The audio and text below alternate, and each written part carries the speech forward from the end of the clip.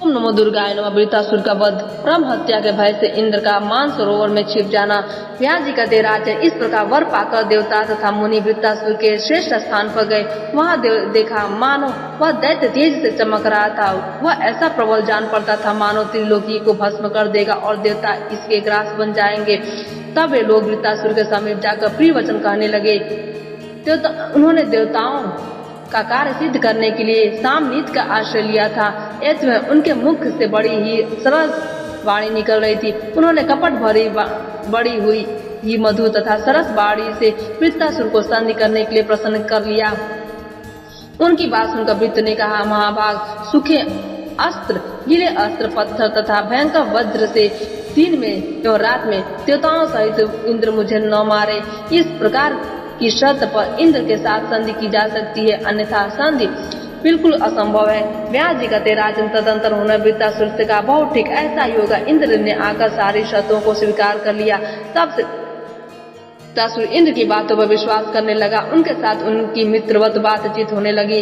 कभी दोनों एक साथ नंदवन में चले जाते और कभी गंधमादन पर्वत पर, कभी समुद्र के तट पर जाकर बड़े आनंद के साथ घूमने लगते। इस प्रकार की मित्रता हो जाने पर वृत्रासुर के मन में बड़ी प्रसन्नता हुई। फिर भी वृत्रासुर को मारने की इच्छा इंद्र के मन में बनी हुई थी। वे उपाय ढूंढ रहे थे। उनका मन सदा उद्विग्न रहता था, कोई ऐसा अवसर आ जाए, इस बात का अन्वेषण वे कर रहे थे। एक समय की बात, इंद्र के प्रति पूर्ण विश्वास करने वाले अपने पुत्र वृत्र को संबोधित करके त्वष्टा ने उससे कहा, महाभाग, मैं तुम्हारे हित की बात करता हूँ, सुनो। जिससे एक बार बड़ा वैर हो चुका है, उसके प्रति कभी किसी प्रकार में विश्वास नहीं करना चाहिए। इंद्र तुम्हारा पूर्व वैरी है। दूसरों से डाह करने की वृत्ति उसके मन में कभी अलग नहीं होती। लोभ से मतवाला होकर वह सदा द्वेष करता रहता है। उसके मन में सदा पाप बुद्धि बनी रहती है। दूसरों का छिद्र ढूंढना, द्वेष करना, कपट करना तथा अभिमान में चूर हो जाना उसके स्वाभाविक गुण है। बेटा, किसी प्रकार भी इस इंद्र के प्रति विश्वास मत करना। पुत्र, जो एक बार पाप कर चुका हो उसे फिर पाप करने में क्या संकोच होगा। व्यास जी का राजा इस प्रकार की हित पूर्वक बातें कहकर त्वष्टा ने वृत्रासुर को भली भांति समझाया, किंतु मौत के सिर पर सवार हो जाने के कारण उसने उन बातों पर ध्यान नहीं दिया। एक समय की बात है, इंद्र ने वृत्रासुर को समुद्र के तट पर देखा। उस समय अत्यंत भयंकर संध्या काल की बेला बीत रही थी। तदंतर महात्माओं ने जो वर दिया था वे बात इंद्र के ध्यान में आ गई। सोचा, इस भयंकर संध्या सामने उपस्थित है, इसे न रात माना जाता है और न दिन ही। अब इसी अवसर पर इस शत्रु को बल प्रयोग करके मार डालना चाहिए। यह बात बिल्कुल ठीक जच रही है। यहाँ निर्जन स्थान में यह अकेला ही मिल भी गया है। इससे बढ़कर उपयुक्त समय और कौन होगा। जो मन ही मन विचार करके इंद्र ने उसे तुरंत मार डालने का विचार किया, परंतु उसके मन में इस प्रकार की चिंता उठने लगी कि इस शत्रु को कैसे मारूं, क्योंकि यह अजय है। इंद्रियों सोच रहे थे कि समुद्र में बहते हुए पानी के फेन पर देवराज की दृष्टि पड़ी। वह फेन ऐसा जान पड़ता था मानो पर्वत का टुकड़ा हो। सोचा, यह फेन न सूखा है और न गीला है, इसे शस्त्र भी नहीं कहा जा सकता। फिर तो कौतूहलवश इंद्र ने उस फेन को हाथ में उठा लिया। साथ ही अपार श्रद्धा प्रकट करते उन्होंने परमाशक्ति भगवती को ध्यान का लक्ष्य बनाया। चिंतन करते भगवती वहां पधारी। उन्होंने उस फेन में अपना अंश स्थापित कर दिया। भगवान विष्णु तो वज्र में प्रवेश कर ही चुके थे। उस वज्र को फेन से ढक दिया गया था। इंद्र ने ऐसे फेन युक्त वज्र को वृत्ता पर फेंका। उसके लगते ही वज्र से कटे हुए पर्वत की भांति वह दानव एकाएक जमीन पर गिर पड़ा और उसी क्षण उसके प्राण पलायन कर गए।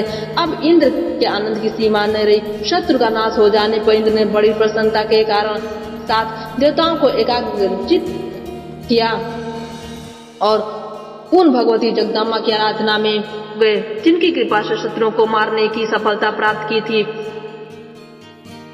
अनेक प्रकार के स्त्रोतों का उच्चारण करके वे देवी को प्रसन्न करने लगे। पद्मराग मणि से भगवती की मूर्ति बनाई, उसे अपने दिव्य उपवन में स्थापित कराया और उसी में उन पराग शक्ति को भावना करके देवी को प्रसन्न करने का सुअवसर प्राप्त किया। संपूर्ण देवता भी तीनों समय प्रातः, मध्याह्न एवं सायं विशेष रूप से देवी की अर्चना करते थे। तभी से भगवती श्री देवी देवताओं की कुल देवी हो गई। घर घर उनकी उपासना अनिवार्य हो गई। फिर त्रिलोकी में सर्वाधिक आदर पाने वाले भगवान विष्णु की भी इंद्र ने पूजा की। महान पराक्रमी वृत्रासुर देवताओं के लिए बड़ा ही भयंकर था। उसे मर जाने पर देवगण प्रसन्न हो गए। सुखदायी पवन चलने लगी। गंधर्व यक्ष राक्षसों की न सब के सब उत्सव मनाने लगे। इस प्रकार पराशक्ति के प्रवेश किए हुए फेन द्वारा वृत्रासुर को मारने में इंद्र बड़ी सुगमता से सफलता प्राप्त कर सके। देवी ने पहले उस दानव की बुद्धि कुंठित कर दी थी। तदंतर त्रिलोकी में यह बात फैल गई कि देवी ही वृत्रासुर का संहार करने वाली है। उन्होंने इंद्र के द्वारा इसे मरवाया था। इंद्र ने इसका वध किया है। यूँ कहा जाता है, व्यास जी कहते राजा वृत्रासुर की जीवन लीला समाप्त हो गई। पर वृत्रवध की हत्या के भय से इंद्र अत्यंत घबराए हुए अमरावती सिधारे। मुनियों के मन में भी आतंक छा गया था। वे सोचने लगे, इस शत्रु को मारने के लिए हमने यह कितना नीच कर्म किया कर डाला। निश्चय हमारे धोखे में पड़कर यह मारा गया। आज इस इंद्र के संपर्क में आने से हम जो मुनि कहलाते थे वह मुनि शब्द ही व्यर्थ हो गया। आज हम भी विश्वासघाती बन गए। पाप को पैदा करने वाली तथा अनर्थों की जननी इस ममता को धिक्कार है। पापियों को परामर्श देने वाला, बुद्धि देने वाला, प्रेरित करने वाला और समर्थ करने वाला भी पाप का भागी होता है। धर्म, अर्थ, काम और मोक्ष, इन 4 पदार्थों में धर्म एवं मोक्ष ये 2 ही सार पदार्थ हैं जो नष्ट हो गए। इस प्रकार की मानसिक चिंता से अत्यंत संतप्त होकर वे मुनि लोग भी अपने आश्रम पर चले गए। उनके मुख पर उदासी छाई हुई थी। भारत, इंद्र ने मेरे पुत्र वृत्त को मार डाले। यह अप्रिय समाचार सुनकर त्वष्टा रो पड़े। दुख से उनका हृदय संतप्त हो उठा। वे बार बार शोक प्रकट करने लगे। इंद्र फिर अत्यंत शोकाकुल होकर जहाँ वृत्त की लाश थी वहाँ गए, उसे देखा और उसके पारलौकिक संस्कार की व्यवस्था विधिवत संपन्न की। उन्होंने जल में बैठकर स्नान किया, तिलांजलि दी और महान शोकाकुल होकर पितृघाती पापात्मा इंद्र को शाप देने को तैयार हो गए। कहा, जिस प्रकार अनेक प्रतिज्ञाओं के प्रलोभन में डालकर इंद्र ने मेरे पुत्र का वध कर दिया, वैसे ही अभी महान दुख का भागी बने। यह ब्रह्म रेखा है, अर्थात इसे कोई टाल नहीं सकता। इंद्र को यो शाप देकर अत्यंत संतप्त हुए त्वष्टा सुमेरु पर्वत के शिखर पर चले गए और वहीं रख उन्होंने महान दुष्कर तपस्या आरंभ कर दी। राजा जनमेजय ने पूछा, पितामह, वृत्त का वध करने के पश्चात इंद्र की क्या दशा हुई? आगे वे दुख ही भोगते रहे अथवा कभी उन्हें सुख का अवसर भी सुलभ हुआ? मुझे यह प्रसंग बताने की कृपा करें।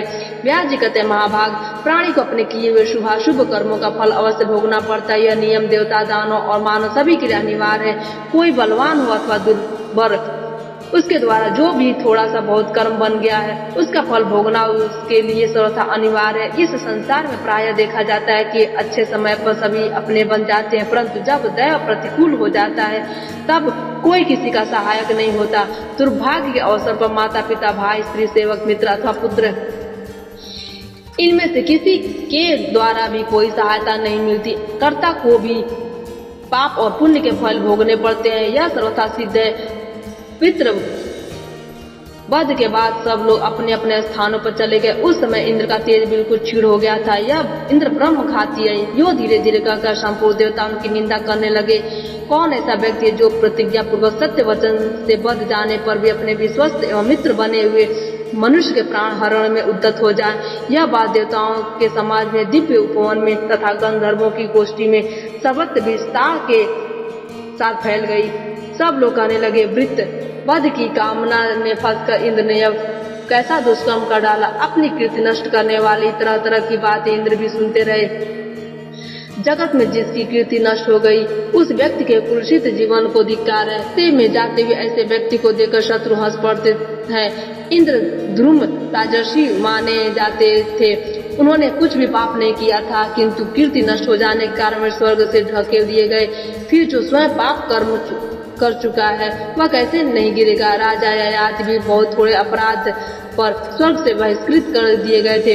ऐसे ही एक राजा थे जिन्हें 18 युगों तक करकट की योनि में रहना पड़ा। संपूर्ण सिद्धियों के घर में रहते हुए भी इंद्र के मन में शांति नहीं थी।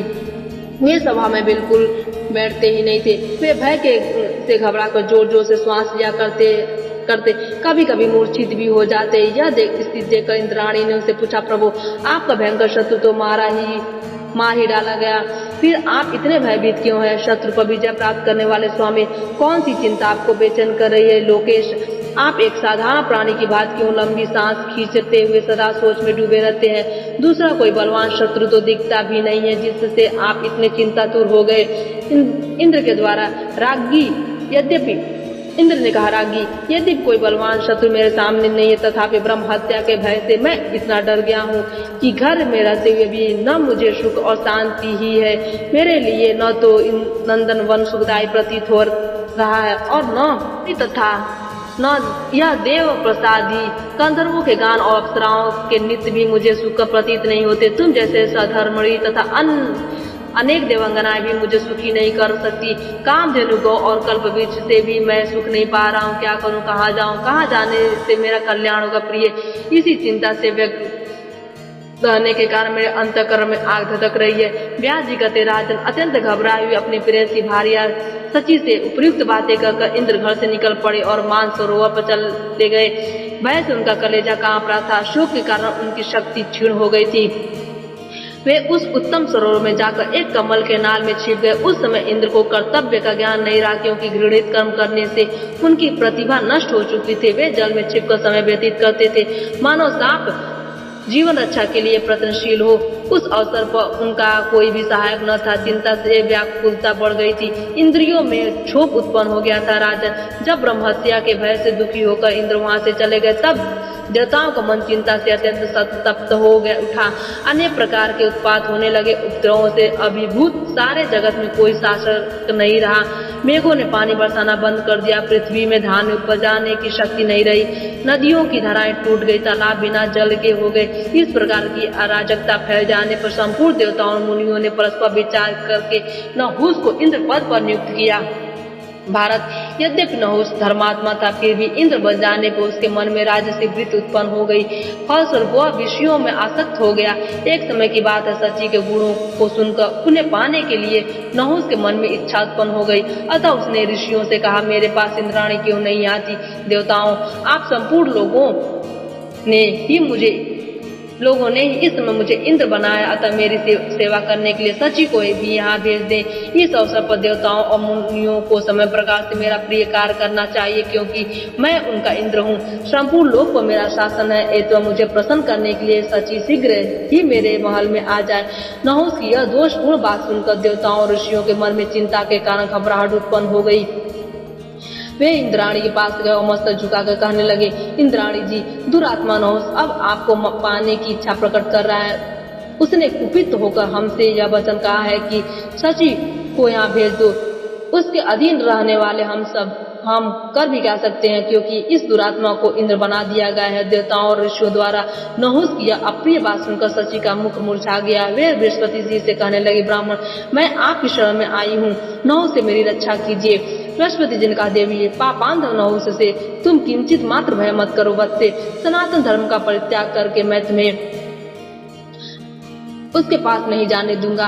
शरण में आए हुए दुखी व्यक्ति को जो नीच मानव आश्रय नहीं देता, उसे युग पर्यंत नरक की यातना भोगनी पड़ती है।